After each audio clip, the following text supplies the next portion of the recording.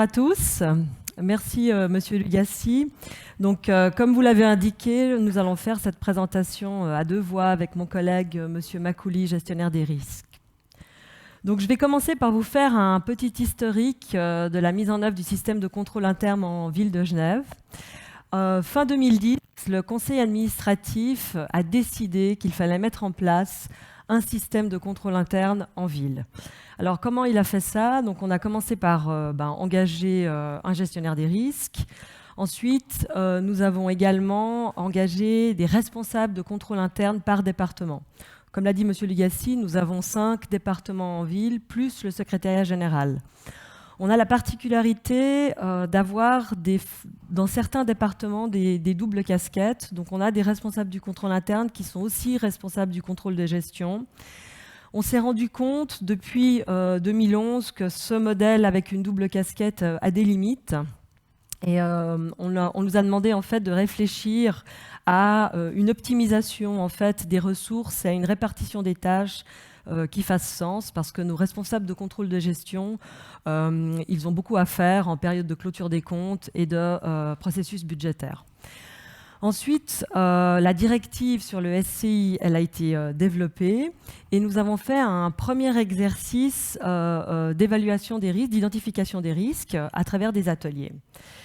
En 2013-2014, nous avons commencé avec un premier rapport sur les risques que nous avons fait au contrôle administratif et la mise en place d'un suivi des risques avec, comme on le fait pour des recommandations d'audit, l'identification de responsables pour la gestion de ces risques, un timing, et puis un suivi année après année.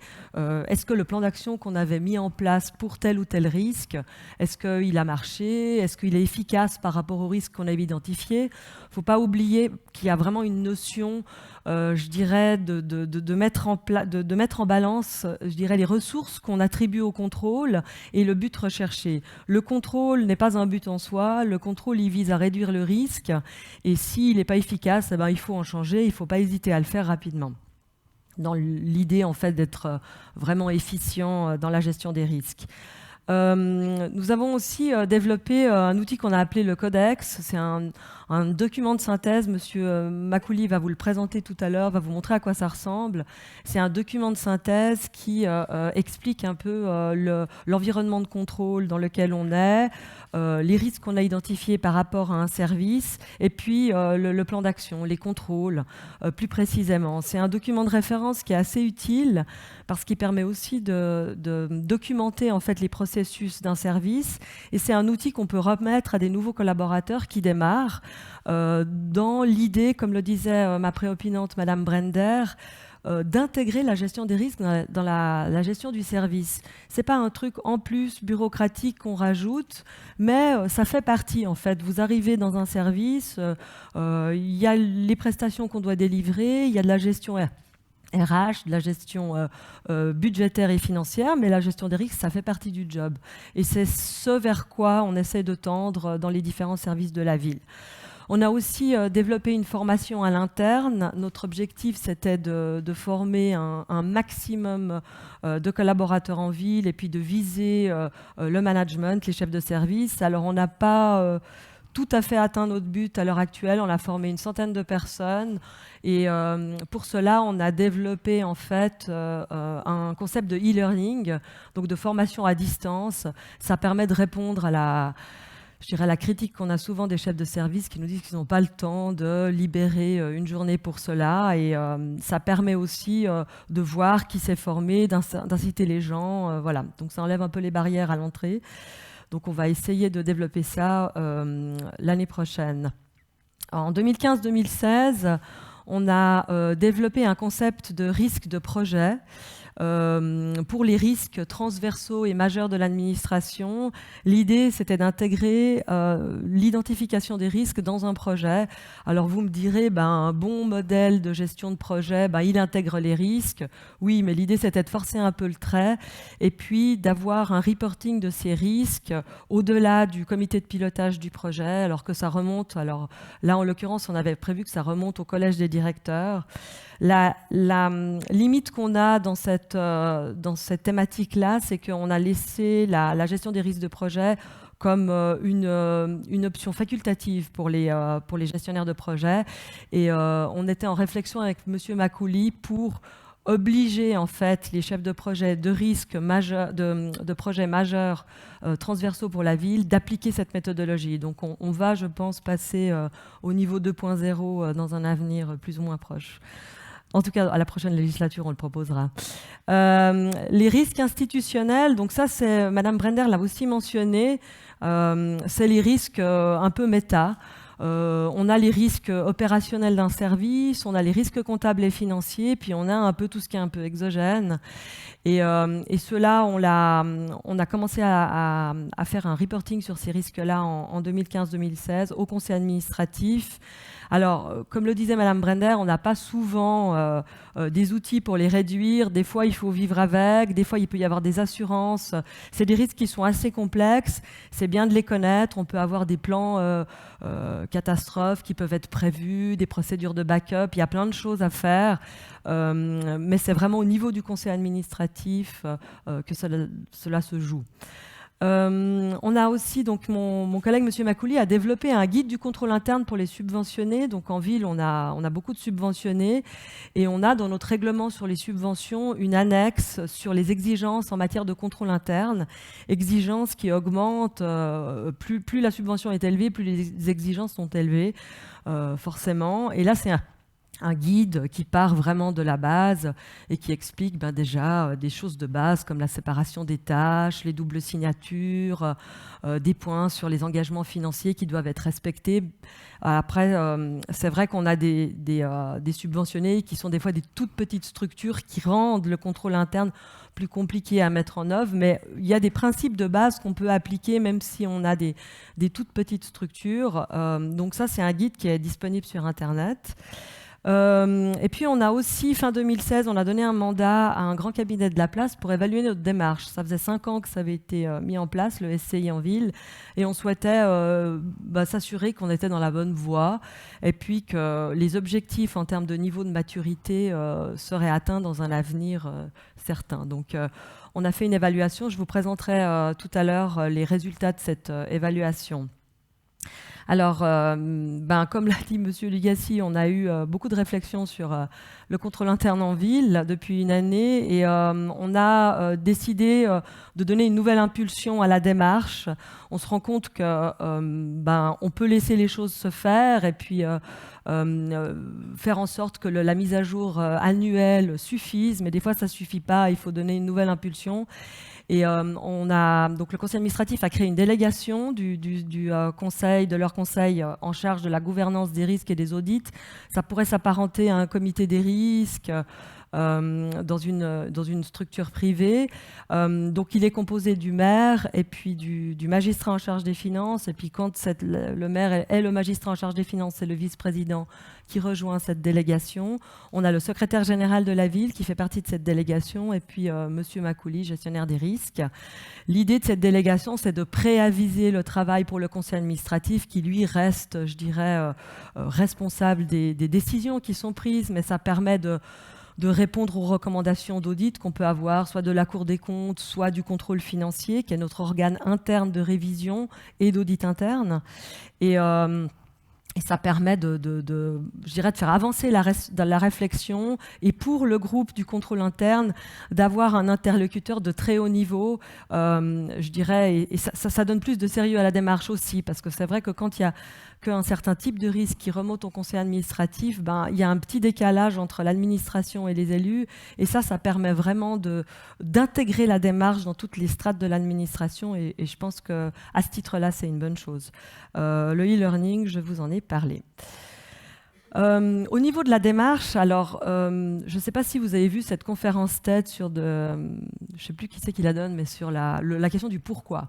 Les entreprises qui sont très profitables, elles ont compris en fait le pourquoi les gens consomment. Et en fait, ils donnaient SIDEC, exactement. Merci, Monsieur Legacy. Donc voilà, pourquoi 2 ans. Et en fait, il faut comprendre là dans la logique de cette présentation-là, c'était le pourquoi le consommateur va acheter un produit A plutôt qu'un produit B. Et là, c'est le pourquoi du contrôle. Et si on n'a pas répondu à pourquoi on le fait, on n'embarquera personne.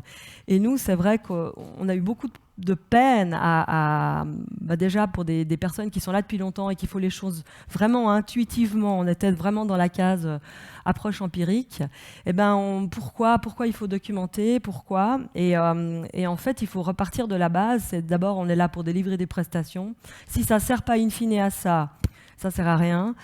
L'idée aussi, c'est que pour délivrer ces prestations, il faut une administration exemplaire, alors que ce soit l'emploi judicieux des moyens, l'égalité de traitement, tous les principes qui sous-tendent en fait l'action publique, et puis de responsabiliser les collaborateurs. C'est-à-dire, on a les responsables du contrôle interne, mais en réalité, le contrôle interne, c'est toute la strate.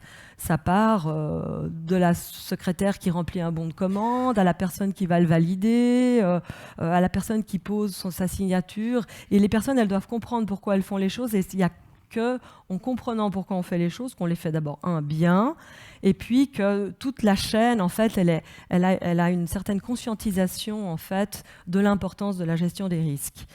Et ça permet aussi je dirais, quand on a une conscientisation dans tous les niveaux, d'avoir, je dirais, une meilleure prévention en fait des délits qui pourraient arriver, sachant que c'est jamais une assurance raisonnable, le contrôle interne. Je vous ai dit qu'il y avait cette balance entre les ressources qu'on y met et puis les bénéfices qu'on veut en sortir.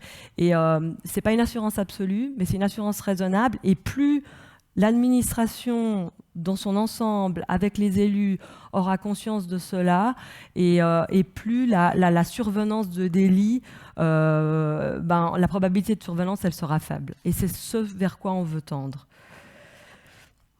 Alors, ma collègue l'a fait avant, mais pour le cadre réglementaire, peut-être juste vous dire que dans la Constitution, c'est l'article 221 alinéa 1 qui mentionne que le Conseil d'État organise au sein de chaque département le système de contrôle interne et en fait qui dit ensuite que les communes et les institutions de droit public en font de même.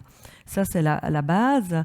Ensuite, dans la loi sur l'administration des communes, donc la LAC, on a l'article 125 du chapitre 7 qui dit que les communes, elles adoptent un SCI adapté à leur mission et à leur structure. Toujours la notion de on ne va pas créer des usines à gaz si le risque est très faible.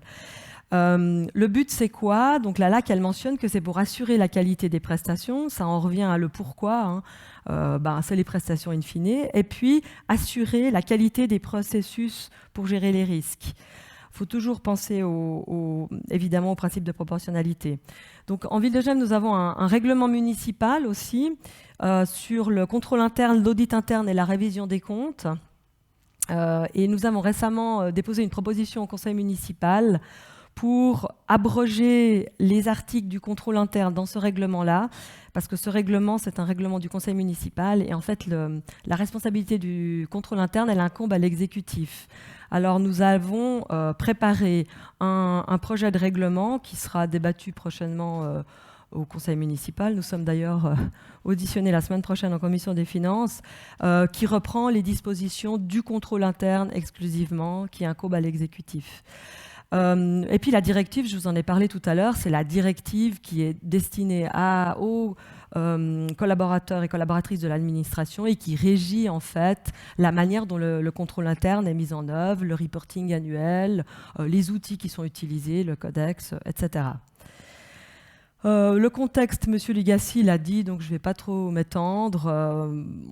Très décentralisé, pluralité de métiers, une grosse administration, avec des politiques publiques très différentes. On a la police municipale, la sécurité, le logement, enfin plein de choses différentes. Et du coup, ça rend la mise en œuvre du contrôle interne, je dirais, plus complexe parce qu'on doit tenir compte à la fois des risques opérationnels différents des services et puis à la fois des risques transversaux qui sont les risques en matière RH, en matière informatique ou en matière financière qui, eux, sont communs. Et nous, l'enjeu aujourd'hui, c'est d'avoir vraiment une gestion centralisée des risques qui sont beaucoup plus transversaux et puis une gestion plus par service des risques opérationnels qui sont liés aux missions et prestations des services en particulier, avec le chapeau toujours, comme on l'a dit tout à l'heure, des risques institutionnels qui sont des risques beaucoup plus méta, dont faisait référence Madame Brender tout à l'heure. Voilà. Donc, je vais maintenant passer la parole à mon collègue, Monsieur Makouli, qui va vous expliquer en détail la démarche. Et puis, je reviendrai en fin d'exposé pour vous lister un petit peu les défis auxquels la ville elle est confrontée aujourd'hui, les différents chantiers qu'elle a lancés, et puis la plus-value du dispositif tel que je la vois. Merci. Alors, je ne vais pas l'expliquer en détail, hein, je vais juste la résumer et je vais commencer par les acteurs. Parce que sans les employés de la ville, on ne mettra en place rien du tout, ni un système de gestion des risques, ni de contrôle interne. Donc c'est vraiment tous les collaborateurs et toutes les collaboratrices qu'on souhaite impliquer, parce qu'elles, tous les jours, au quotidien, c'est elles qui réalisent les contrôles qu'on appelle de premier niveau, ou qui sont à même d'identifier les lacunes dans les processus qui délivrent les prestations. Ensuite, on a bien sûr le conseil administratif, qui est notre sponsor principal, c'est lui qui valide le règlement dont on parlait, qui va valider les modifications et puis les directives et les instructions. On a cette délégation qui a la charge de piloter et de coordonner tout le système. Et puis les chefs de service, qui sont la pierre angulaire du système, qui ont la responsabilité de déployer tous les concepts et les outils qu'on leur met à disposition pour s'assurer qu'ils maîtrisent les activités de manière raisonnable de leur service. Alors bien sûr, les gestionnaires de risque, avec les responsables du contrôle interne, on est regroupés dans un groupe SCI qui sont responsables de la méthode et de veiller que dans les départements, on parle le même langage, qu'au moins une fois par année, on met à jour la gestion des risques, qu'on s'assure qu'il y a bien un suivi et on rend un rapport au conseil administratif. Les directions de département et les directions transversales réalisent des contrôles de premier niveau, de deuxième niveau, et je vais en parler. Et donc elles sont aussi très responsabilisées à ce niveau-là. Et notre service du contrôle financier, qui a la particularité d'être notre auditeur interne et notre réviseur des comptes. Donc ça c'est aussi particulier, mais c'est dans la loi. Voilà. Toutes ces personnes sont mobilisées pour délivrer donc les prestations et en maîtrisant ces prestations avec une assurance raisonnable. Donc on retrouve les collaborateurs, les chefs de service, les directeurs de département et on pourrait rajouter même le magistrat qui réalise des contrôles de premier niveau. Dans une deuxième ligne de maîtrise, on a tout ce qui est direction transversale, finance, RH, informatique, gestion des risques, responsable du contrôle interne et responsable du contrôle de gestion, où le rôle, c'est de réaliser des contrôles de deuxième niveau. C'est-à-dire que de temps en temps, de manière périodique, on va s'assurer que le processus, par exemple, des achats fonctionne correctement, que le processus de subventionnement fonctionne correctement, ou même que les salaires fonctionnent correctement. Alors, on ne va pas prendre toutes les opérations de tous les mois, mais par exemple, un échantillon qui est assez représentatif d'une année. Et en troisième ligne de maîtrise, c'est notre service du contrôle financier qui est auditeur et réviseur et qui, dans ce cadre-là, s'assure que les premières lignes et deuxième lignes fonctionnent correctement. C'est un modèle très classique qu'on retrouve dans les entreprises privées et auquel les administrations publiques d'une certaine taille tendent à mettre en place. On a bien sûr aussi des contrôles externes, qui est le Conseil d'État chez nous, qui est l'entité de surveillance des communes, et puis la Cour des comptes, qui intervient sur les sujets particuliers pour voir si on gère correctement la commune. Alors, vous avez entendu parler donc de gestion des risques, de contrôle interne, et puis que chacun de ces deux systèmes ont leur propre référentiel. Nous, en Ville de Genève, on a décidé de simplifier et de parler de système de contrôle interne qui réunit la gestion des risques et le contrôle interne, peu importe les référentiels. On a 4 grandes typologies, donc Mme Boller en a parlé. Donc les risques institutionnels, ils sont identifiés par le comité de directeurs ou le CA lui-même, typiquement récession économique ou bien encore réforme fiscale. Les risques généraux des services, donc ils doivent être identifiés par les chefs de service, leurs adjoints. Donc on a 45 services qui s'y attellent au moins une fois par année. Et c'est les risques qui les empêchent de dormir. Nos chefs de service. Donc, c'est les grandes problématiques qui les empêchent de dormir. Ensuite, on a des risques qui sont relatifs à l'exécution courante des processus. Donc là, on parle vraiment de comment on délivre les prestations. Donc, et on parle de contrôle interne métier, par exemple, quand on délivre des prestations liées à la voirie ou bien les pompiers, etc. Quelles sont les problématiques concrètes qu'elles ont sur le terrain et quels sont les contrôles qu'elles mettent en place. Alors l'idée, ce n'est pas de lister tous les processus et tous les contrôles, mais d'identifier les processus principaux. C'est encore une fois, on retrouve là le principe d'assurance raisonnable. Et là, on retrouve maintenant contrôle interne comptable et financier, où on déroule la méthodologie classique du COSO. Et d'ailleurs, les communes peuvent s'inspirer du manuel de contrôle interne développé par l'Association des communes genevoises en 2010, ou même des matrices de contrôle qui ont été développées par la Cour des comptes il y a quelques années, où on retrouve finalement les risques principaux par processus financiers principaux, tels les achats, les débiteurs, la trésorerie, les petites caisses, les subventions, etc. Et on retrouve bien sûr du contrôle interne dans les RH, comment on recrute les gens, comment on verse les salaires, à quoi on doit faire attention, informatique et bien sûr toutes les questions de sécurité. Puis on a nos fameux risques de projet qu'on va essayer de monter en maturité. Donc on va s'arrêter là sur le dispositif en tant que tel. On va passer peut-être sur les outils qui permettent de le concrétiser. Alors les outils ne sont pas une fin en soi. Donc on a des directives, des instructions, on a des guides, mais ça sert à définir et clarifier ce qu'on attend des gens, des personnes qui travaillent, ou même des tiers, tels les subventionnés. On a tout ce qui est cartographie des risques, identification des risques, ça sert à piloter et à gérer un service, ainsi que les codex, et je vais en parler. Pour informer et surveiller, on a tout ce qui est rapport annuel au conseil administratif, ou que dire, tous les points de situation qu'on réalise régulièrement, on a cette délégation, on a ces contrôles de deuxième niveau qu'on réalise et puis qu'on essaye comment dire, on essaie de mettre en place et puis ensuite de rendre compte aux services et au conseil administratif de leurs résultats. Et bien sûr, on essaie de former les gens avec des outils tels que la formation interne, qui était essentiellement présentielle, puis qu'on a vu que ça ne marchait pas vraiment, parce qu'il n'y avait pas d'obligation de la suivre. Et donc maintenant, on passe à de l'e-learning, qui est un module un peu plus court, et on va essayer de synthétiser cette information qui est liée au contrôle interne. Alors le codex, c'est simplement un cahier de gestion, comme un cahier de bord pour le capitaine d'un bateau, où on passe en revue tous les éléments essentiels qu'on considère essentiels pour la gestion d'un service en matière de gestion des risques et de contrôle interne.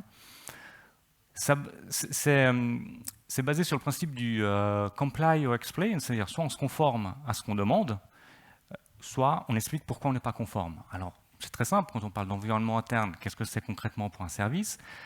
C'est d'identifier les missions, de les mettre à jour. Est-ce qu'on a un organigramme qui est à jour, qui est adapté encore, ou bien il faut le remettre à jour? Est-ce qu'on a défini clairement les rôles et responsabilités de chacun dans le service? On parle là de séparation des fonctions critiques, de suppléance, de pouvoir de signature. Est-ce qu'on est à jour avec les entretiens périodiques? Moi, je me rappelle, quand j'ai commencé en ville, il y avait des gens qui étaient là depuis 10 ans et qui n'avaient jamais eu d'entretien avec leur chef sur leur futur en ville de Genève, sur leurs compétences et sur leur formation. Faire un point sur l'intégrité et l'éthique. Est-ce qu'on a besoin de plus de ce qui existe déjà en ville de Genève parce qu'on fait un métier particulier?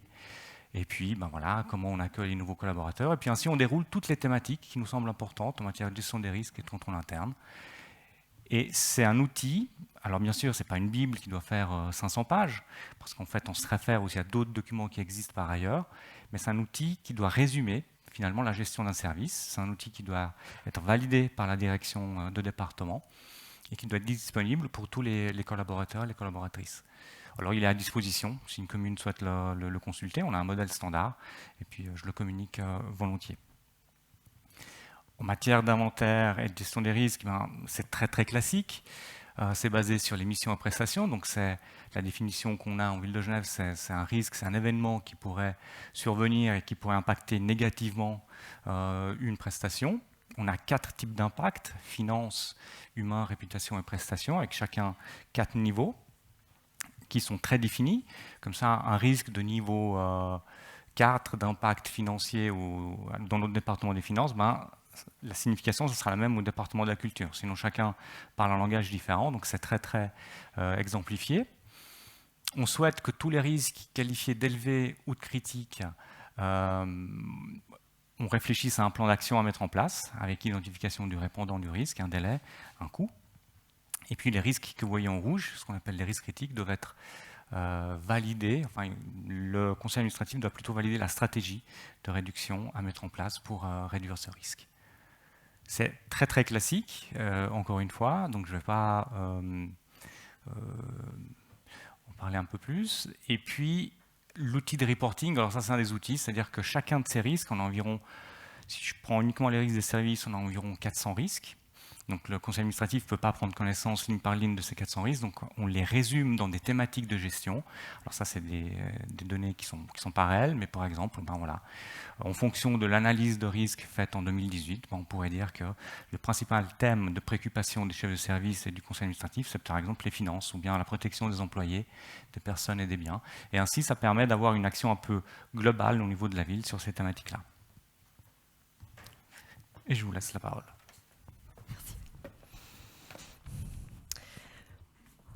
Voilà, donc dans une démarche de mise en place d'un SCI, quels sont les principes qui doivent être respectés? Donc je vais aller vite parce qu'il ne reste que 5 minutes. Pragmatisme, je vous l'ai dit, adapter les ressources allouées au contrôle au but visé. Une approche harmonisée, intuitive et pérenne. Alors harmonisée, c'est-à-dire que pour le même risque, on devrait avoir un peu la même stratégie. Sachant que pour les risques opérationnels, comme je vous l'ai dit tout à l'heure, si les métiers sont différents, on va avoir évidemment des risques différents et des stratégies de réduction différentes. Mais pour tout ce qui est risques transversaux, l'idée risque financier, gestion du risque financier, ça doit être la même chose partout. Intuitive, donc qu'il soit aussi compréhensible pour les collaborateurs, et pérenne, c'est pas une démarche qu'on fait une fois pour toutes. Madame Brender l'indiquait, ça doit quelque chose qui doit être vivant. Et c'est vrai que quand on veut monter en maturité, on l'a vu dans les modèles qui ont été présentés, pour tendre à un niveau de maturité extrême, il faut intégrer ça dans le quotidien, en fait. C'est un peu l'idée. Ça relève, si vous voulez, des tâches de conduite de base du management. La gestion des risques, c'est un des aspects. Et je pense qu'on doit aussi développer ça quand on recrute en fait nos cadres en ville de Genève. Ce que je voulais dire aussi, c'est qu'on en a peu encore aujourd'hui, mais il faut qu'on puisse les développer, c'est les contrôles automatisés. Aujourd'hui, on est beaucoup basé sur des contrôles de type humain, détectif, et le plus on fait de la prévention et le plus on l'automatise, évidemment que le meilleur on est, parce qu'on couvre plus de volume, on va plus vite, plus d'immédiateté dans la détection d'incidents aussi. Alors, les défis, 3 minutes. C'est stressant, ce petit décompte là-haut. Alors, je vais aller vite sur les défis. Je vous l'ai dit, décentraliser, multiplicité de métiers, 4000 collaborateurs. Forcément, c'est compliqué. C'est compliqué aussi de motiver les gens à adhérer à la démarche. Quand ce n'est pas des personnes qui ont été, je dirais, sensibilisées à la notion du contrôle interne. La formalisation des contrôles, il y a beaucoup de documentation à faire, en tout cas au début quand on met en place, puis après dans la maintenance. C'est le seul moyen qu'on a de pouvoir les vérifier et de montrer en fait aux différents organes de contrôle qui nous contrôlent que ça marche et qu'on l'a fait. C'est qu'il faut le documenter, sinon c'est difficile. On a aussi un défi en termes d'outils informatiques. Quand on a beaucoup de volume, comme on a nous, et vu la taille de notre administration, on souhaite faire l'acquisition d'un outil de gestion des risques. Alors on a eu de la peine à faire passer ça dans tous nos projets d'investissement informatique, mais dans le dernier, c'est enfin passé. Donc on va faire l'acquisition d'un outil de gestion des risques, parce que je dirais Excel a ses limites. Et puis aussi, on a la notion de contrôle versus confiance. On a des collaborateurs en ville qui nous disent que tu me fais pas confiance, parce qu'on demande aux gens de documenter des choses. Et en fait, il faut vraiment aller au-delà de ça. Et c'est aussi pouvoir, je dirais, après coup, prouver que les choses ont été faites. Et c'est pas du tout parce qu'on remet en cause. Au contraire, ça protège les collaborateurs, parce que du coup, ça montre que les choses, elles ont bien été faites, et selon le référentiel commun qu'on a validé. La notion d'exemplarité, je dirais dans tous les niveaux de la hiérarchie, c'est hyper important. Je dirais, quand on est dans la chaîne de management, ce que vous faites, les personnes d'en dessous, elles vont le refaire, et c'est très très important de pouvoir être, je dirais, impeccable à ce niveau-là. On a donc aussi l'allocation des ressources, ça j'en ai parlé beaucoup. Combien de ressources on alloue au contrôle? Et puis c'est toujours difficile au conseil municipal, parce que ce n'est pas des ressources qui sont utilisées pour délivrer de la prestation, donc forcément ça plaît moins, forcément. Et, là j'en ai parlé, gestion des risques comme un outil de pilotage à tous les niveaux, et puis l'intégration de la gestion des risques dans le quotidien de gestion d'un service. Les travaux en cours qu'on a en ville, donc on a un travail sur les valeurs villes au niveau de l'administration, mais aussi au niveau des élus. Quelles sont les valeurs communes qui nous rassemblent, et puis toutes les questions en lien avec l'éthique. Donc ça, c'est un travail qui est fait au niveau du secrétariat général et puis de la direction des ressources humaines. La direction des ressources humaines, au début de cette législature qui se termine en 2015, elle avait intégré dans son plan directeur RH un point sur les valeurs. Donc c'est important, ça sous-tend aussi un peu tout ce qu'on fait.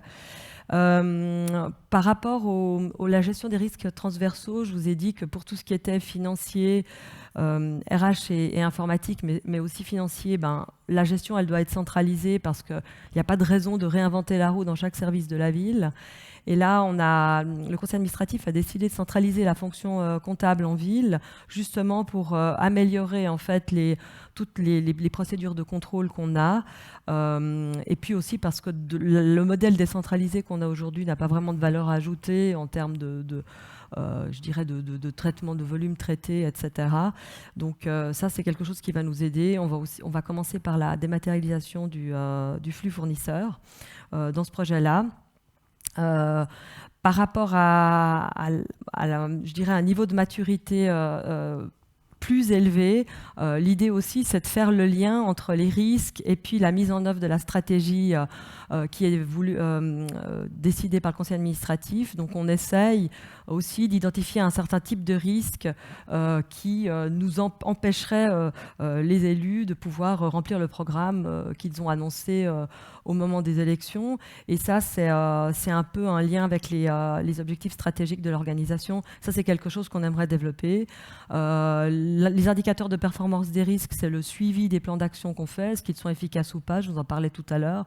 Est-ce qu'on les arrête? Est-ce qu'on doit accélérer la mise en œuvre? Parce que tout d'un coup, le risque s'est accru d'une année à l'autre. On a donc la liste des risques avec tolérance zéro. Ça, c'est aussi important de savoir quels sont les risques qu'on n'accepte pas du tout. Et qu'est-ce qu'on fait pour justement... par rapport à ces risques-là. Et puis la gestion des incidents. Ça permet aussi de s'assurer que la liste des risques qu'on avait identifiée, elle est complète et puis que quelque part, voilà. Je me dépêche. L'évaluation. Voilà la conclusion auquel est arrivé le cabinet. La méthodologie, elle est conforme. On a eu toute une série de recommandations sur lesquelles on travaille. Et puis, on a été comparé à des organisations de taille comparable et des régies publiques. Et puis, vous voyez, il y a des niveaux de maturité qui sont très disparates dans le benchmark qu'on avait pris, sachant que, voilà, on part d'une approche empirique pour aller vers une approche très développée. Personne n'était tout en haut, on avait un certain nombre de gens tout en bas, un certain nombre de gens qui étaient au milieu du chemin. Et puis, l'idée, c'est de savoir vers quoi on tend et de se fixer des objectifs. Voilà, la plus-value, très rapidement, on l'a dit, ça renforce la gouvernance, ça clarifie les rôles et responsabilités, on a un langage commun entre les opérationnels et puis les gens du contrôle, ça permet in fine d'améliorer les prestations. Voilà. J'ai un peu été vite à la fin, mais on avait fini le temps. Donc je vous remercie de votre attention.